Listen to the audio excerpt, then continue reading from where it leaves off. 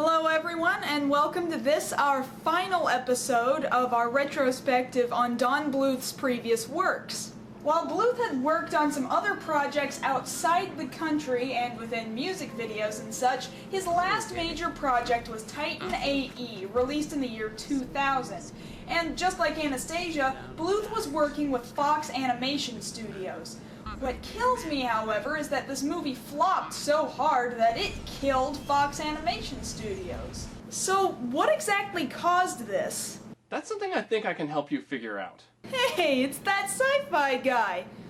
Wait a minute, this has been my series. What are you doing here? Look, Titan AE is plainly a science fiction movie, so I'm pretty sure I belong here. Well, alright, but... Okay, before we begin, what's your general opinion on this movie? Not good. Come on, it's not that bad. Are you kidding me? It was a major flop, and it destroyed the animation studio. I don't care how big of a Don Bluth fan you are. And if you're about to go through the movie, you'll see for yourself just how bad it is. Okay, fine. Let's do this. Before I start, though, I want to bring up the fact that this movie is called Titan AE, but nowhere in the movie, even once, do they say what the AE stands for.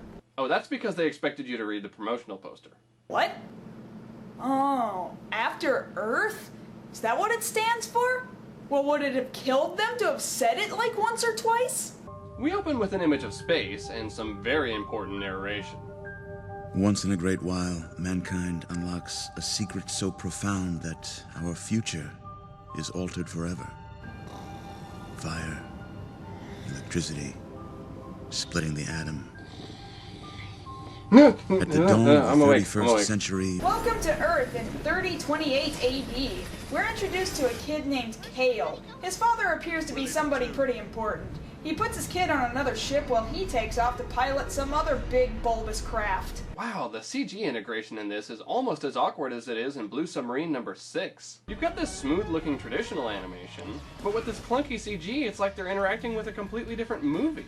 Yeah, I gotta admit, I'm quite a bit disappointed. I actually think that the 2D human animations in both Anastasia and Titan AE are gorgeous, but it means nothing to me when they're clashing with their CG sets. And it's not like it can't be done well. The animatrix used cell shading, and it turned out much better. Over the course of the movie, the human race is under attack by the Dredge, an alien race made of pure energy. And for some barely unexplained reason, they find the Earth important enough to blow up. See, this I don't get. The Dredge are never very well explained. Their design is pretty cool, but their hatred of the human race falls flat. There's only one real explanation for why the Dredge do what they do. So what did the human race ever do to the Dredge? It's not what we did. They're afraid of what we might become. And in personal opinion, that explanation isn't enough. They just sort of come off as the same kind of bad guy that the shark in Jaws is. Just some creature that mindlessly destroys. Jump 15 years later, and Kale, voiced and drawn to look exactly like Matt Damon, is some kind of vague construction worker in a universe full of other species.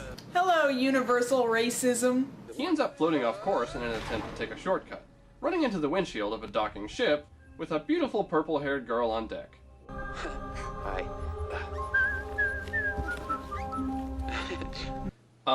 Why does he have a rag? Where did it come from? Does he have a bag of holding? Is there like a pocket dimension inside his jacket? Is he a Time Lord? Well, Kale eventually makes it onto his ship to sit down and have lunch with that weird, mole-ish, buggish alien who helped carry him off Earth 15 years ago. The restaurant doesn't exactly have all the comforts of home. You got ketchup? Ketchup? Ketchup? You don't need ketchup, please, next. Hold on.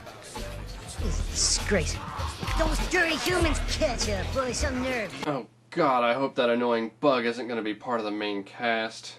Nope, he dies. Sweet! We're reintroduced to Corso, voiced by Bill Pullman, a man we saw earlier for a total of about 5 seconds, helping Kale's dad get the Titan ship off Earth. He gives Kale a ring genetically encoded to his dad, and by that same token, to him. The ring displays a map in the palm of his hand indicating the location of where the Titan is hidden. I actually find this to be a pretty cool idea. Every so often the movie drops in some cool little idea and I would love for them to expand upon it, but it's like they never actually give us the time. This is when the Dredge pop in looking for Kale. Looks like we have to make a daring escape. Not a lot of time. Exhale. You gotta be kidding. Exhale. Oh, no. And they both die. Was this movie supposed to be this short? No, see, they make it to the other ship just in time. A human body exposed to the vacuum of space like that would experience explosive decompression. They would literally be ripped apart. Well, if you want to get all techno-babbly about it. Moving on. Turns out Corso is the captain of the good ship something. Man, I wish we knew the name of the ship. Anyway, that hot girl from before is there, named Akima, and unfortunately voiced by Drew Barrymore. I'm still naked here. I hadn't noticed. Now hold still or you lose something really important. This just continues to solidify the idea in my head that stage and film actors do not double as voice actors. Okay, if we're gonna see his ass, does that mean we get to see hers too? I want some equal opportunity exposure here. Sorry, man, you'll have to just put up with seeing her in a towel instead later. Lame. So let's begrudgingly meet the crew. There's Preed, voiced by Nathan Lane. I happen to be humanity's last great hope. I weep for the species. Stith, a four-kneed kangaroo thing, voiced by Janine Garofalo. You remember Kale? No, cannot talk. We lost targeting on one of our aft gun turrets again. And Goon, a chatty scientist, voiced by John Leguizamo. By the acceleration, multiplied by the coefficient of the friction, apply the necessary force. The crew is mostly useless and unexpanded upon, but at least Goon manages to tell us that we need to get to the planet Sesharine. Now, MarzGurl, I know you would do a different kind of show than I do, but those hydrogen trees very closely resemble a certain part of the male anatomy. And that aside, that's hydrogen in those thin membranes? You know, the element that caused this? They would have blown up as soon as a stiff wind blew by. Oh, I actually thought the concept was cool for a while there. You know, it bugs me that we get to this planet where the characters apparently know about the race that lives there, known as the Gowl. They also know that nobody knows what they look like because they like to hide away so much. So what's their reaction when they see a horde of some race they've never seen before? Open fire on 5. We'll clear a path to the sled. That's right. 1,000 years into the future and the human race still isn't any smarter. The Gowl have Kale hold up his hand to the sky to adjust the map in his hand. This whole time, Preed and Goon are supposed to be watching for the dredge. Yeah, that doesn't happen. The dredge inevitably show up and ruin the party. This is another example where I wish the movie had given time to elaborate. Kale's father had to have made friends with the Gowl to allow him to stand in that one specific spot to get answers to the location of the Titan on the map. Obviously, the Gowl find it important enough to keep Kale and the other members of the crew safe, even to the point of getting themselves killed, either by being shot by the dredge or flying into their own hydrogen trees. I can't imagine why human lives would be that terribly important to the Gowl, but there must be some sort of reason, right? Well, not like we'll ever learn about it. In the end, both Kale and Akima are captured by the dredge. Eventually, Akima is disposed of while they hold on to Kale so they can have the map in his hand. At least they put her in a pod. I mean, that was unnecessarily kind of them. I would have just jettisoned her into space. Thankfully, the dredge are crazy easy to escape from.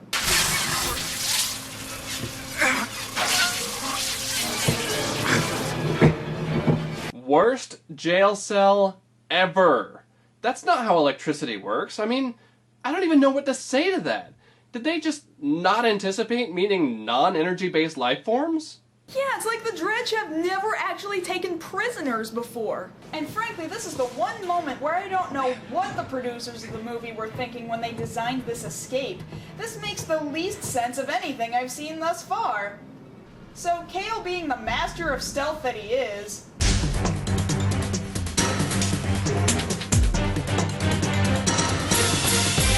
manages to steal a dredge ship and fly back to meet his crew. The same crew who also happened to find Akima really fast after being launched in a pod out into space. And never mind the fact that the dredge have the map, the crew plans on getting to the Titan first. The distal phalangeal meridian. Wait, it's where? The distal phalangeal meridian. The middle finger? That actually sounds strangely appropriate. past, outer quadrant.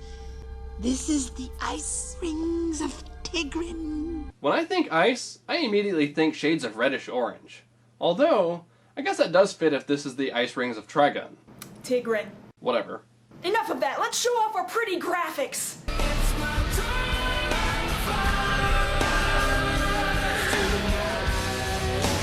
My turn to fly?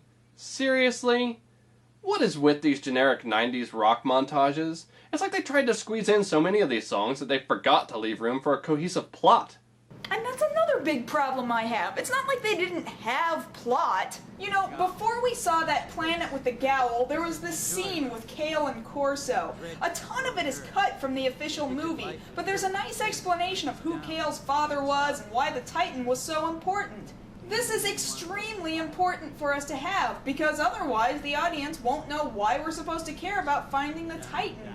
As it is, the explanation is too vague. On top of that, there are other interesting scenes that have been cut, and if you'd only seen just how much extra stuff they'd created and worked on that didn't make it into the movie, you'd see that there'd be this whole universe of stuff that the audience had the potential to fall in love with. That's why it kills me that instead of all that, they gave us this.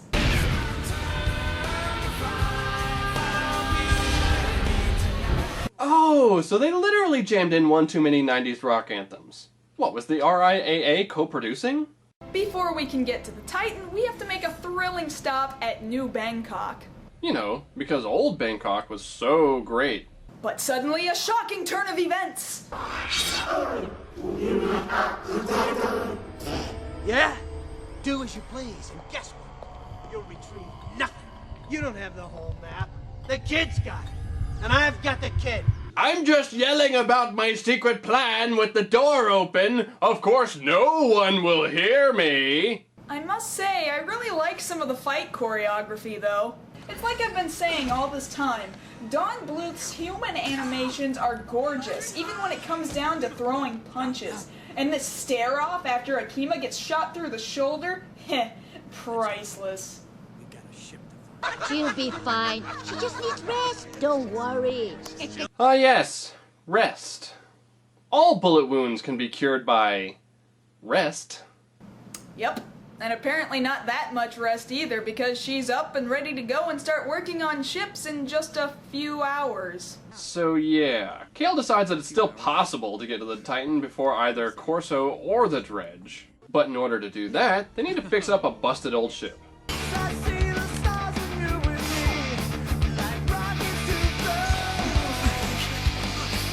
As we've learned by now, there's nothing a 90s rock montage can't solve. And so after that musical interlude, our heroes are off to the ice rings of Tigrin. But once they get there, there's a problem. The reflections are throwing my readings off. Wait. Is that seriously the problem? Your instruments are thrown off by reflections? Okay, now let's just pretend that that was seriously, like, a thing. Can that really not be something that's, like, overcome by the year 3043? After a cheeky game of cat and mouse, Kale and Akima are surprisingly the first to arrive at the Titan. Have you ever seen anything like it? Yes, I've watched Star Wars. They've never seen anything like it, but clearly that's the dock. And of course there's breathable air in there. So this is the Titan. It basically appears to be the holding place for the DNA structures of every living creature on Earth. Kale very quickly manages to figure out he's supposed to take his ring off and put it on this thing to activate the Titan. Unfortunately, that doesn't happen, and he's instead greeted by a message from his dead father. After that, the procedure is simple. He always did talk too much. Oh, great, Corso. Thanks.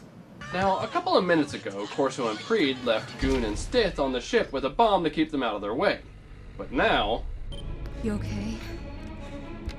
Yeah. Big Legs is with them now? What, did we miss a scene? Was there a mistake? Or... I guess this is another one of those deleted scenes you were talking about. Pfft, don't look at me, I don't know where this one came from. Anyway, the Dredge are quickly approaching, and with a ton of unforeseen backstabbing and one admittedly awesome snap of the neck, our heroes have to figure out how to activate the Titan, not have it blow up, and avoid dying.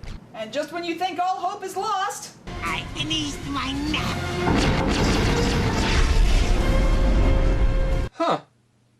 Didn't expect to see the nerd being the Han Solo character. Corso ends up redeeming himself and sacrificing his life to initiate the startup process of the Titan, and our heroes make a grand escape as the enemy is used as fuel to create an entire planet. I'm assuming that those huge blocks of ice are there to generate the planet's water? That's actually kinda clever, using the ice to make water. Not limited solely to water, ice can be composed of many different elements. Dr. Wiki? What, do you just follow me everywhere? I gotta say though, I'm not a fan of this planet creation process. No matter how you look at it, it would take too much time and pressure to create a whole new star, and there's certainly no way the ship was outrunning what appeared to be a massive gravitational pull. And how long did it take to make that planet? Like, a few days? I'm sorry, I don't care if we are 1,000 years into the future. There's just no way I'm going to believe that. And so here's our main characters standing on a cliff and oh, that zoom out is awful! I realized this was released almost 12 years ago, but that zoom out and switch from 2D to 3D was just unacceptable. I mean, it was bad. What are you going to call it? I think I'll call it Bob. Bob? You don't like Bob? You can't call a planet Bob. Really? You go out on Planet Bob? Who the hell is Bob? That was a terrible joke. You can't do a callback to that. So, MarzGurl, good job. You've successfully looked at Titan AE. Is your opinion now any different than it was before? Well, only a little. I mean, I admit that the movie is severely flawed in many, many areas. After all, I suppose there is indeed a reason why Fox Animation Studios died after its release. I just get so sad because I see a movie with such potential and a world of possibility from my favorite animator who admittedly did a fantastic job when it came to the job of animating in 2D. But the end result just feels like they had so much to work with that they had to rush the way they told their story, and it all just fell apart. Maybe it would have done better if it were a couple of movies strung together or a short TV series or something like that. Well, what about you, Sci-Fi Guy? Well, I have to agree. I think a TV series would have been a better vessel for this. The lack of blending on the CG already made it look like it was made for TV, and they could have kept one musical sequence per episode and maybe still fit in some plot. Well, this has been a lot of fun. Again, I'm MarzGurl. And I'm That SciFi Guy. And I just can't thank you guys enough for sticking with me through this whole journey throughout Don Bluth's previous releases. Maybe we can go on another similar journey sometime soon. But until then, thank you so much for sticking with me, and take care, you guys.